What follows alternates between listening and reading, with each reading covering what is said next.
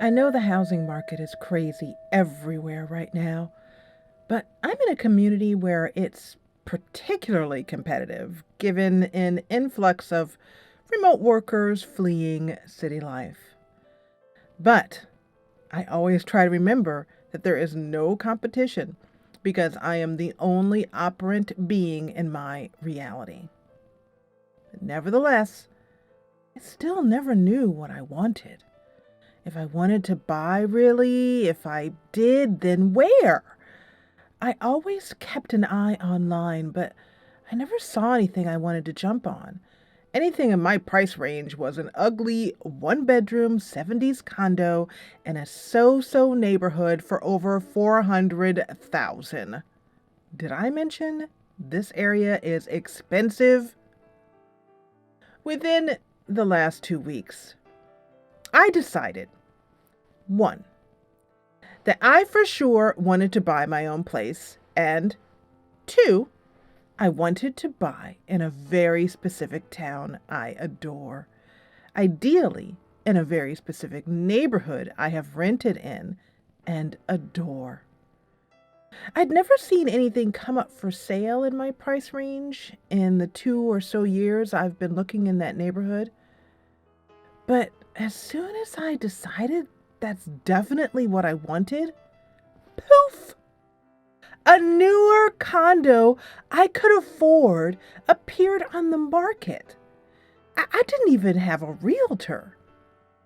Here are all the things that fell into place for me to beat out 7 other offers, including one $6,000 over my offer and one equivalent to my offer, but in cash. First, my realtor, I just randomly found on Google, ended up being besties with the listing agent and got me a ton of intel to support my offer and make it stand out.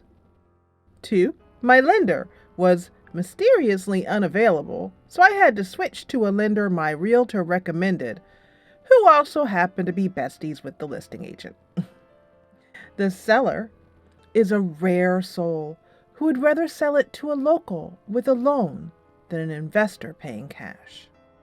This is unheard of, but again, everything is you pushed out, just like Neville Goddard said.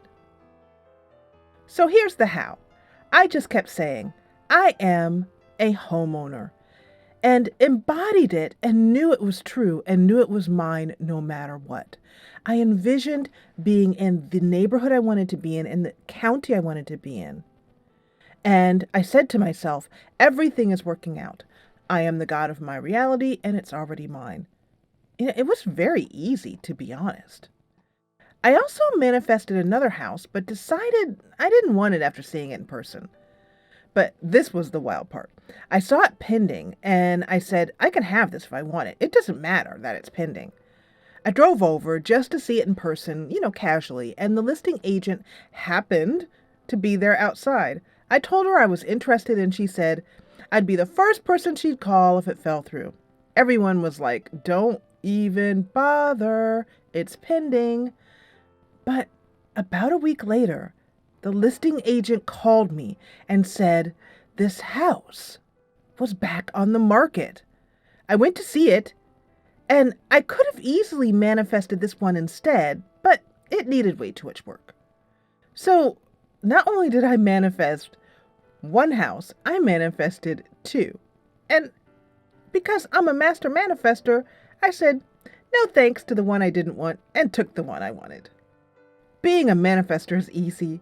The hardest part is knowing what you want to create, but it takes the pressure off to know you can make any outcome amazing. There is an awesome house manifestation story for you and a whole lot more manifestation stories in this playlist on screen right now.